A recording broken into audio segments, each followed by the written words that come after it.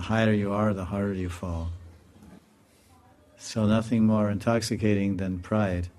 So if someone is proud of their wealth, they become intoxicated by the pride of that wealth. If someone is proud of their knowledge, they become intoxicated, and due to the intoxication of that vast knowledge they have, they often act in crazy ways. Because someone's intoxicated, they speak and act in a crazy way. You know, inebriated, intoxicated, drunk, mata, it's called mata, unmata. So he may have so much knowledge, but then because he's proud of his knowledge, he insults others, or he speaks badly or mistreats someone, because of his ego. So the vision, depending on the position of the knowledge and the degree of the blossoming of the devotional heart, then one's vision will be different. It's called dristi. Divine, divya chakshush.